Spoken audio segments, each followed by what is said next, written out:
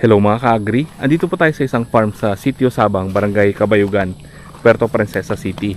Coming up. So ito po yung itsura ng typical na farm sa mga bukid, no? Meron silang iba't ibang mga tanim. Tapos yung ibang mga farmer, gumagamit po sila ng plastic mulch. Yan, para mas less yung labor nila pagdating sa pagtatanim. Kasi itong plastic mulch na to, ang function nito ay una, nasusuppress niya po yung mga damo. So hindi siya tutubuan. Pero dito sa mga butas kung saan nakatanim yung mga gulay ay may tumutubo rin ng mga damo.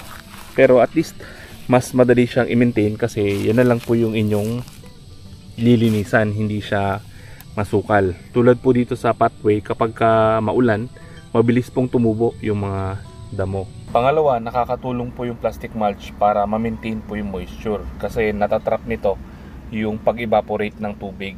Tapos sa farm na to kasi ilan lang silang nag-maintain. So yung si Coco Marti, tapos yung kanyang kamag-anakan. So ilan lang sila. So sa ganitong paraan, mas naliles yung trabaho kasi nga hindi na nila dadamuhan. So yan din po yung ginamit nila dito sa kanilang mga sitaw. Yan, naka plastic mulch din. Tapos naka trellis. Ang ginagawa niya po dito sa kanyang farm, open po ito for pick and pay. So may mga customer na pupunta dito sa kanyang farm para bumili ng mga gulay. Tapos titimbangin lang, yun po yung babayaran ng mga customer. So dito tayo sa farm ni Coco Marti. Ay, so meron ano? Agrinihan dyan. Ito sir, pick and pay, no? Oo. Pick and pay. Matagal na sir yung ano, itong farm po ninyo? Magkuha na, isang taon na. Isang taon na rin to. Start nung nakarang December pa. Ano-ano po mga nakatanim? Ayan, ito, isa nito, sitaw. Tapos yan, ito, talong, piningitan ko lang okra. Para hindi masayang yung lupa ba? Tapos ang namimili po dito, mga taga dito na lang din. Oo, deliver ko. Yan sa, minsan may nag-order. Mga store lang, mga tawag dito yung ano ba tawag doon sa mga tindahan ng mga gulay? Mga talipapa? Yan, talipapa. Kayo na nagdi-deliver. Oo. Tapos pwede rin bumili dito, no? Oo, meron din, nag-walk-in. Matanda na nga yung mga talong. Nanay tanim, kaya ganyan.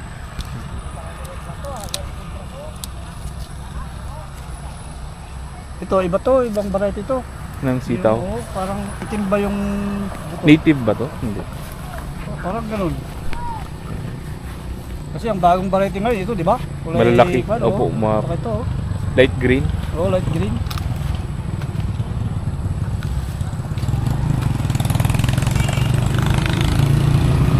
Ano pong mga tanim dito, sir? Sa ano? Yan lang, mga okra, saka sitaw. Sitaw. Tapos may sili din. Haba. Yung ba? Yung banda rin.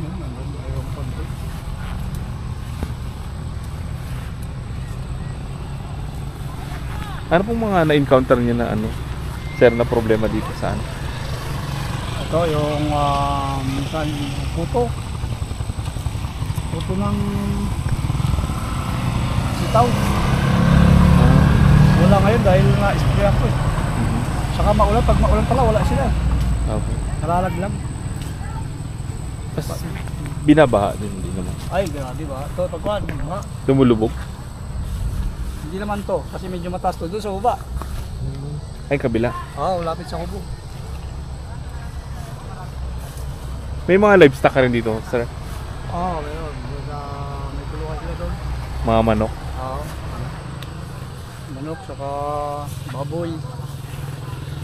May baboy doon. Isang piraso. So ito ang inahin. Ay, yung manok. Nakapagparami. Oo. So ibibenta nyo rin po yung ano, mga manok? Oo. Yung iba naman na sobra, dinideliver niya po sa mga talipapa na malapit dito sa kanilang lugar para mabenta yung kanyang mga gulay.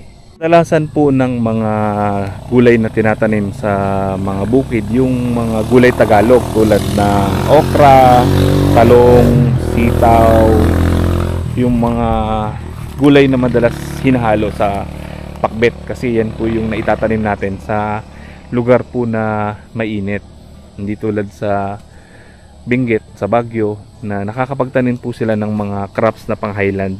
So mostly yung mga tinatanim sa karamihan sa lugar dito sa Pilipinas yung mga pang lowland. So ito yung kanyang sitaw. Nakapag-harvest na siya kanina. May mga customer na pumunta. Tapos ngayon po tinitibang nila doon para malaman kung magkano. So ganoon lang po yung ginagawa niyang setup dito sa kanyang farm. So very effective kasi mabilis na move yung kanyang mga produkto. So hindi na siya umaasa doon sa mga traders or mga bumibili ng bultuhan. Siya na mismo yung gumagawa ng paraan para mabenta yung kanyang mga gulay. So itong section naman ng kanyang lupa ay piniprepare niya. Nung naglaland preparation siya dito, ginagamitan niya ng rotavator para ma-cultivate yung lupa. So ito yung mga tanim na gulay. Tapos dito meron siyang gagawing project. Gagawa niya ng kanal, lalagyan niya po ng isda. Yan paikot, tapos tataniman niya yung gitna tsaka yung paikot. Parang ginawa niyang integrated farm na. Meron akong natutunan sa pag-design ng farm. Mas maganda daw kapag yung iyong imbakan ng gamit, lagayan ng mga tools ay nasa gitna ng iyong gulayan. Kasi mas accessible siya compared sa ilalagay mo sa isang sulok na malayo kung pupunta ka naman sa kabilang side. So kung nasa gitna siya, madali kang makakakuha ng tools na kailangan mo. So may access ka, no? 360 degrees. Mas may-utilize mo yung oras, mas less yung pagod sa pag-maintain ng yung garden. So dito may mga ilan pa siyang tanim na okra. So nagkakaroon siya ng crop rotation. Pinagpapalit-palit niya yung mga crops para sa pest management. Tapos kung mapapansin nyo yung mga pinagdamuhan, tinatambak niya po dito sa plat. Kapag ka nabulok kasi ito, magiging pataba din. So lahat po ng mga fresh na organic matter ay source ng nitrogen. Then kapag ka tinakpan nyo po ng ganito, minulch nyo yung mga damo na pinagtabasan, na susupress niya po yung pagtubo pa ng mga bagong damo. So instead na gumastos ka pa sa paggamit ng mga plastic mulch, ito yung isang paraan para makatipid tayo. So dito may mga gulay pa rin. Tapos nandito rin yung kanyang mga livestock, yung mga manok. So para po hindi makapaminsala yung mga manok dun sa kanyang gulayan, may nilagay siyang net. So nakakulong lang yung mga manok dyan sa area na to. Yung iba kasi bitaw yung kanilang manok kaya nasisira yung kanilang mga pananim. Pero kung ikukulong nyo sila sa isang area, mas madali siyang alagaan. Tapos iwasan din natin yung pagkalkal ng mga manok dun sa mga tanim. Tapos dun sa gilid may mga saging. So maganda rin siyang itanim kasi plant and forget yung mga saging, hindi siya alagain. So pwede natin itanim yung mga saging paikot sa ating pataniman. Nasa labas siya na para hindi siya makalilim. Kasi kung itatanim niyo dito sa gitna ng inyong pataniman, medyo lililim yung inyong garden. So magkakaroon ng problema yung paglaki ng inyong mga tanim. So nakapag-training din po ako ng lakatan production. Ang turo po sa amin, kung gusto nyo po ng maraming bunga yung inyong lakatan, ang lagi nyong ititira ay yung parent.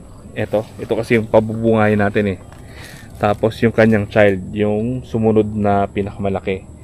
Then yung isa pa, kailangan ng alisin kasi magkukonsume siya ng nutrients. So hindi na sasapat yung pangailangan ng mother. So kailangan mother lang tsaka child yung ititira natin sa bawat section or area ng may saging.